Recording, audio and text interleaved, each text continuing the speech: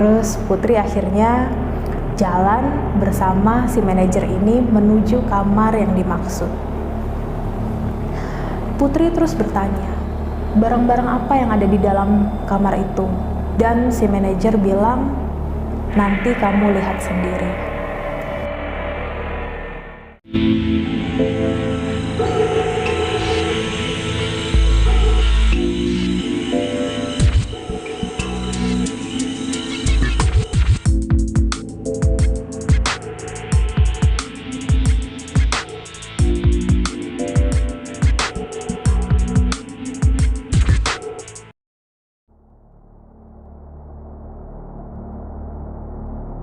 Selamat datang di Selalu Misteri. Kisah kita kali ini adalah kiriman seorang pembaca dari selalu.id. Kita sebut nama dia Putri. Menurut Putri, kisah ini terjadi beberapa tahun silam, di mana saat dia aktif bekerja di hotel tersebut, terjadi sebuah berita duka yang melanda Indonesia, di mana ada kecelakaan pesawat yang terjadi dan menewaskan lebih dari 100 orang. Saat Putri bekerja di hotel tersebut, maskapai ini bekerja sama dengan tempat di mana hotel Putri bekerja. Cerita ini terjadi saat Putri akhirnya mendapatkan berita dari atasannya bahwa pihak maskapai akan menyewa seluruh kamar dan seluruh ruang meeting yang ada di hotel tersebut. Dan akhirnya Putri beserta timnya itu mempersiapkan semua fasilitas hotel untuk menyambut tim dari maskapai ini. Yang awalnya Putri kira hanya tim dari maskapai ini aja, ternyata orang-orang yang stay di situ adalah keluarga dari korban yang keluarganya ada di dalam pesawat tersebut. Nah, kejadian ini itu betul-betul sesaat setelah kecelakaan itu terjadi. Jadi belum ada berita penemuan korban, penemuan bangkai pesawat dan lain sebagainya. Karena ada kerjasama ini tadi antara pihak maskapai dan hotel, Putri akhirnya memutuskan bahwa dia akan mempersiapkan seluruh kamar yang ada dan menyisakan hanya beberapa kamar saja apabila nanti sewaktu-waktu dibutuhkan untuk emergency. Jadi hotelnya memang ditutup saat itu khusus hanya untuk menangani kasus ini. Saat itu awalnya Putri dan rekan-rekan kerjanya tidak ada perasaan yang aneh ya. Cuman yang ada itu waktu itu perasaan duka karena mereka harus menyambut keluarga dari korban yang ada di dalam pesawat tersebut. Saat awal-awal mereka datang itu semua staf yang ada itu merasa kesulitan karena biasanya mereka dapat tamu untuk menangani tamu-tamu yang datang untuk bisnis atau untuk berlibur, dan mereka belum pernah sekalipun menangani kasus di mana tamu-tamu yang menginap seluruhnya itu sedang dalam perasaan duka. Selang beberapa lama, kira-kira beberapa minggu setelah kejadian itu, mulailah berita-berita bermunculan di mana semua orang bisa tahu mulai ditemukan ada bangkai-bangkai pesawat, terus ada barang-barang korban yang mulai muncul, dan di situ cerita bermulai. Saat itu Putri sedang morning briefing dengan para manajer-manajer yang lain, dan atasan Putri itu datang menyampaikan bahwa apakah semua manajer yang ada itu sudah siap dan mengecek setiap kamar yang ada dan memastikan kalau tidak ada yang kurang. Jangan sampai mereka mendapatkan komplain dari tamu-tamu yang ada. Kasarannya seperti itu ya. Dan di tengah-tengah meeting ini tadi, tiba-tiba atasan Putri bertanya ke Putri, "Putri, kamu sudah lihat belum kamar yang akan dipersiapkan di lantai 9? Lalu Putri cuman yang kayak, agak clueless ya, karena Putri sendiri tidak bekerja khusus menangani kamar. Jadi saat itu Putri bilang dengan jujur bahwa dia belum mengecek apa-apa di lantai 9. Dan akhirnya si atasan Putri bilang bahwa ada kamar khusus yang akhirnya akan dibuka karena pihak maskapai request ada 1 kamar lagi sebagai tambahan, tapi tidak disebutkan untuk siapa tamunya. Putri akhirnya cuek. Dia memutuskan untuk cuek dan tidak mengecek kamar di lantai 9 yang disebutkan oleh atasannya tadi. Berselang beberapa hari, berita di luaran mulai tersebar bahwa mulai ada baju, tas dari korban itu mulai ditemukan. Suatu pagi, sekali lagi saat morning briefing, karena mereka morning briefing setiap pagi ya, Putri ditanyain lagi sama atasannya, "Kamu sudah cek belum kamar di lantai 9?" Dan Putri sekali lagi bilang, "Belum." Terus si atasannya bilang, "Kenapa kamu belum ngecek kamar itu? Apa kamu takut?" Dan Putri akhirnya mulai bertanya, "Kamar itu tidak ada namanya, maksudnya nggak ada nama tamunya siapa yang stay di kamar itu." Terus Putri bertanya, sebetulnya kamar ini difungsikan untuk apa? Karena tidak ada orang yang menginap di situ. Ternyata request dari pihak maskapai, ruangan itu hanya digunakan untuk barang-barang saja. Dan mulai terisi sejak beberapa hari yang lalu, setelah ada berita penemuan barang-barang korban. Di situ Putri langsung ngeh kalau oke. Sepertinya ini bukan barang-barang biasa sampai harus buka 1 kamar khusus. Karena ada pembicaraan juga di internal mereka bahwa kamar ini memiliki alat-alat khusus seperti purifier, terus disinfektan dan lain-lain, di mana saat itu belum hal yang umum untuk ada di kamar 24 jam. Selang beberapa hari kemudian, Putri yang masih enggan untuk mengecek kamar itu mendapatkan teguran lagi dari atasannya. Dan kali ini tegurannya cukup keras karena atasannya marah sama dia.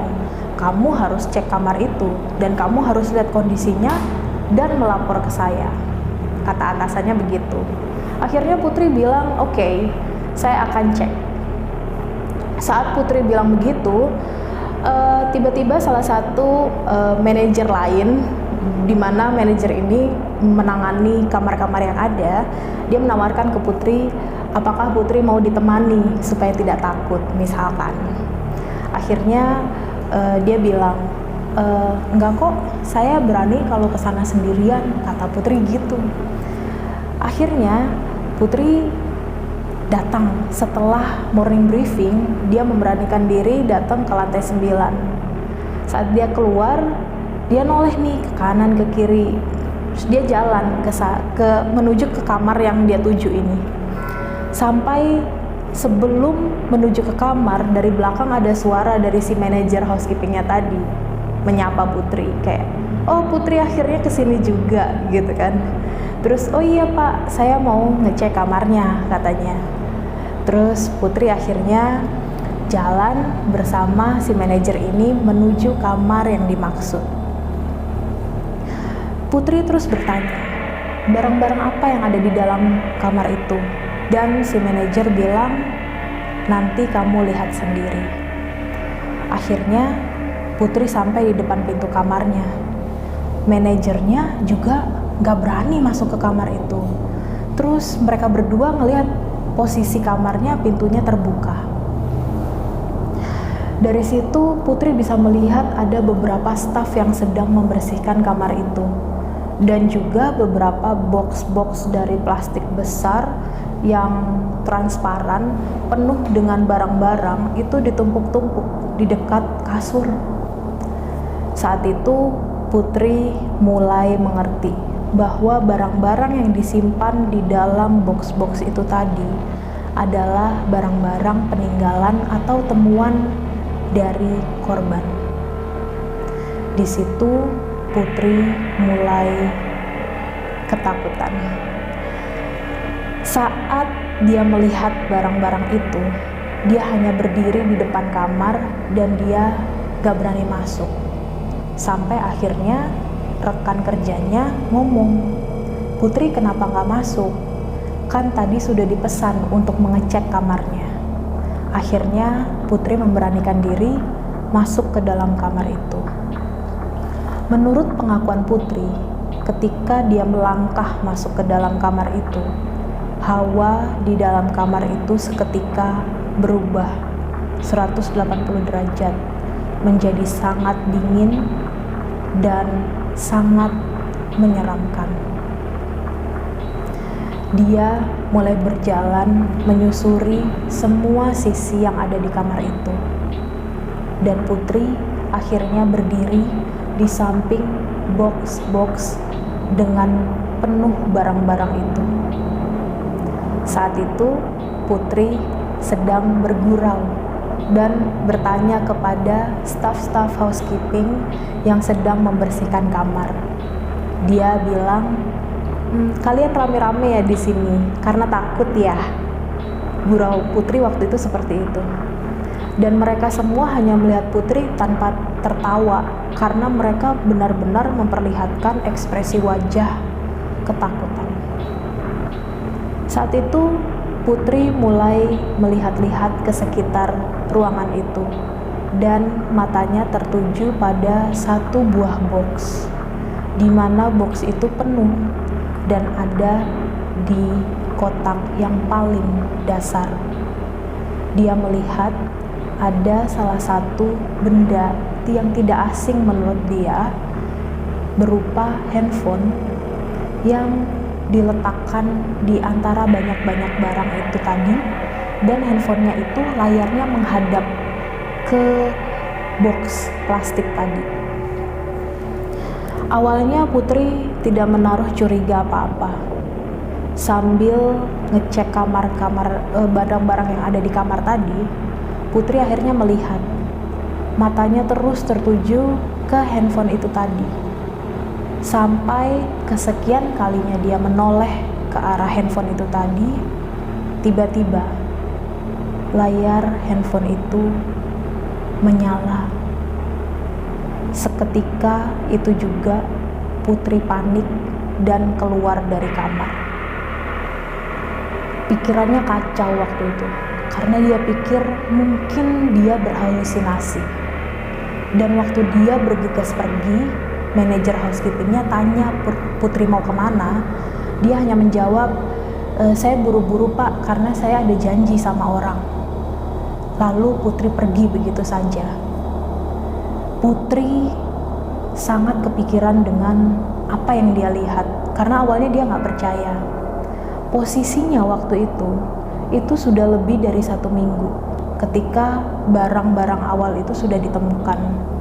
Berarti kalau box yang ada di bawah, yang di paling bawah itu tadi ada, usianya jelas sudah cukup lama. Keesokan paginya, di morning briefing lagi, Putri ditanya sama atasannya, apakah Putri sudah mengecek atau belum. Putri menjawab, sudah. Lalu manajer housekeepingnya tiba-tiba menanggapi. Dia request bahwa kalau bisa yang membersihkan kamar itu tidak hanya 2 atau 3 orang saja. Dia request lebih dari itu. Atasan mereka rupanya kesel ya, karena merasa kenapa harus banyak-banyak orang untuk membersihkan satu kamar. Sampai akhirnya manajer housekeeping ini bilang bahwa saat Putri pergi, terdengar nyaring suara dering telepon masuk. Di situ semua orang diam. Ruangan seketika sunyi dan Putri sangat deg-degan. Manajer housekeeping Putri bilang bahwa saat Putri pergi, mereka semua mencari sumber dari suara telepon itu tadi. Dan mereka menemukan bahwa Telepon itu bersumber dari handphone yang ada di box paling dasar, dan penelponnya adalah unknown number atau nomornya tidak muncul. Mereka panik karena saat benda-benda itu ditemukan, hampir kesemuanya tidak ditemukan dalam kondisi baik-baik saja ataupun tidak dalam kondisi yang utuh. Saat itu atasan Putri akhirnya mengiyakan request di mana kamar itu boleh dibersihkan oleh banyak orang. Putri pun merasa bahwa dia tidak akan mau datang ke ruangan itu lagi karena menurut dia itu terlalu menakutkan. Sepanjang perjalanan pencarian korban dari kecelakaan pesawat tersebut berlangsung lebih dari 1 bulan, Putri dan teman-temannya akhirnya mulai kenal sama orang-orang yang menginap di sana, mulai dari pihak maskapainya, keluarga korban, dan orang-orang yang terlibat di kasus tersebut. Mereka yang suka seliweran dan stay di hotel. Suatu ketika, Putri yang pribadinya selalu ceria setiap hari, dia suka, salah satu hobinya adalah menyapa tamu-tamu saat mereka sedang sarapan. Putri sendiri bercerita detail tentang seorang pasangan ini, di mana pasangan ini adalah sepasang kakek dan nenek yang anaknya menjadi salah satu korban. Putri bilang kalau pasangan ini adalah orang-orang yang sangat ramah dan selalu menyapa dan menganggap staf-staf yang ada di sana itu seperti anak mereka sendiri. Suatu pagi Putri datang dan menyapa kakek nenek ini. Putri bilang, "Selamat pagi Oma, Opa, apa kabar? Bagaimana tidurnya semalam?" Seperti itu ya. Dan dijawablah oleh pasangan ini yang awalnya mereka selalu bercerita bahwa mereka sulit tidur, susah makan, dan mereka susah sekali untuk terlelap saat tengah malam. Itu akhirnya tiba-tiba di suatu pagi berubah jawabannya. Saat itu Putri bertanya, "Hai Oma, apa kabar? Gimana tidurnya semalam?" Tiba-tiba si Oma menjawab, "Aduh Putri, Oma tidurnya nyenyak sekali tadi malam. Karena Oma sama Opa semalam disamperin sama anak kita." Saat itu Putri yang sedang berusaha sangat ramah, berusaha mempertahankan emosinya untuk tidak memperlihatkan rasa takut dia. Terus Putri bertanya, "Maksudnya bagaimana ya Oma?" Terus dijawab, "Iya, semalam Oma kan mau tidur. Seperti biasa, Oma kan susah tidur ya, jadi suka noleh ke sana, noleh ke sini. Sampai akhirnya Oma lihat ada anak Oma lagi berdiri di dekat lampu, di pojok kamar.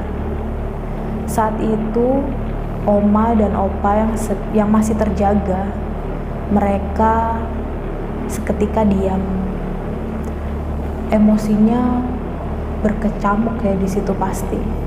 Tapi di situ juga ada sebuah kelegaan, di mana pasangan ini merasa bahwa anak mereka kangen sama orang tuanya, dan orang tuanya malam itu bisa tidur nyenyak. Obrolan tentang anak Oma dan Opa ini membuat perasaan Putri menjadi sangat tidak enak, dan pikiran itu terus ada di belakang kepala Putri. Lupa sama cerita ini. Sampai 3 bulan kemudian, 3 bulan setelah terjadinya kecelakaan itu, kasus ini ditutup dan keluarga mendapatkan kompensasi dari pihak maskapai. akhir 3 bulan itu tadi, semua keluarga akhirnya check out. Di hari terakhir mereka stay di Hotel Putri, di mana Putri bekerja, mereka, si pasangan Oma dan Opa ini pamit ke Putri. Dan Putri pun dengan senang hati menyampaikan pesan bahwa nanti kalau pengen datang lagi ke sini, kita semua dengan senang hati akan menyambut Oma dan Opa pulang. Setelah kejadian itu, mereka semua check out dan seperti tidak ada apa-apa, kecuali cerita-cerita di lantai 9, di mana Putri selalu mendengar cerita itu dari rekan-rekan kerjanya, dan Putri sendiri berusaha untuk tidak pernah menyentuh lantai itu. Beberapa bulan berselang, Putri tiba-tiba memutuskan untuk lembur karena lagi ada banyak kerjaan. Ruangan Putri itu sangat kecil dan dia hanya berdua dengan rekan kerjanya. Di situ mereka berdua lagi kerja dan teman Putri akhirnya memutuskan untuk pulang duluan. Teman Putri ini terkenal sangat rapi orangnya. Jadi saat dia mau pulang, dia pamit ke Putri kalau dia mau pulang duluan. Dan Putri menoleh dan melihat bahwa meja kerjanya itu sudah rapi dan bersih. Saat temannya pulang, di jam 9 malam, Putri yang sedang asik mengetik di depan kamera tiba-tiba mendengar suara benda jatuh.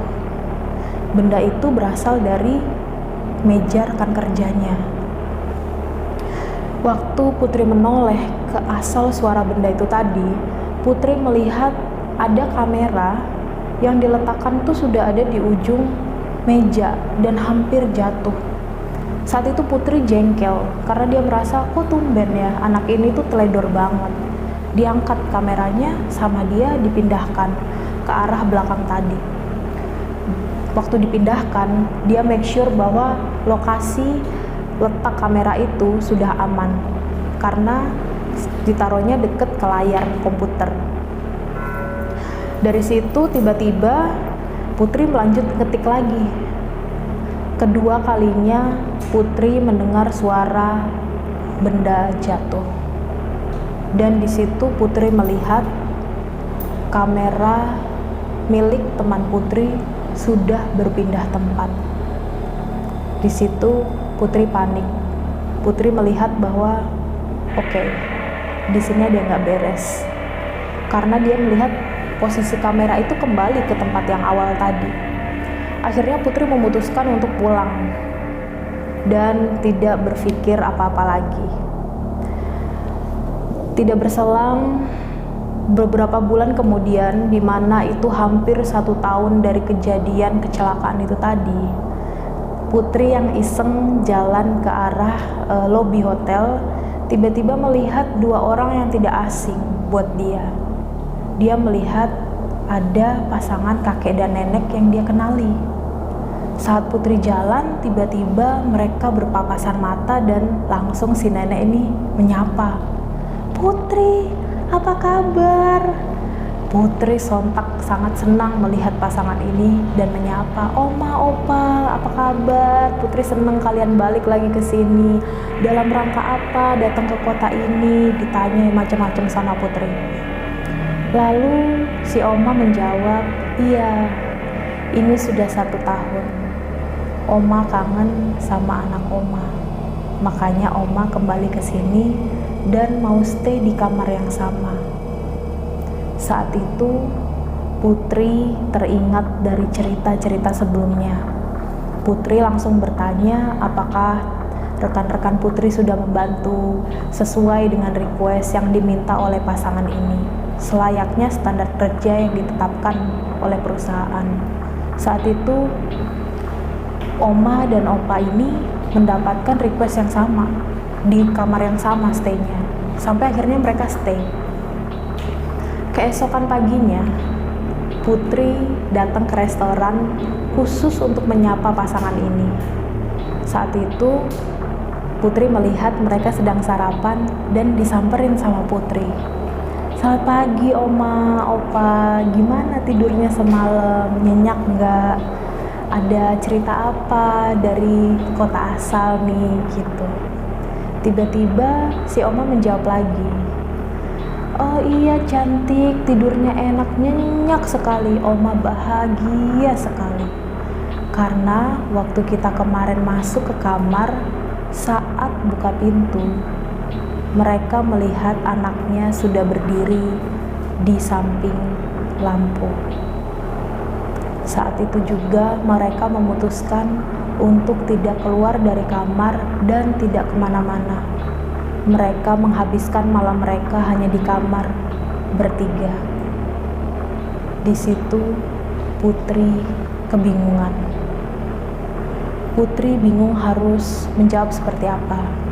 Tapi yang Putri lihat adalah pasangan ini terlihat sangat bahagia karena mereka mengakui bahwa rasa kangennya sudah terbalaskan. Sekali lagi, cerita ini tidak ada pembuktiannya. Jadi, biarkan tetap menjadi misteri. Kira-kira begitu cerita dari Putri. Semoga korban dari kecelakaan pesawat ini mendapatkan layak di sisinya, serta keluarga korban yang ditinggalkan mendapatkan ketabahan serta ketenangan batin.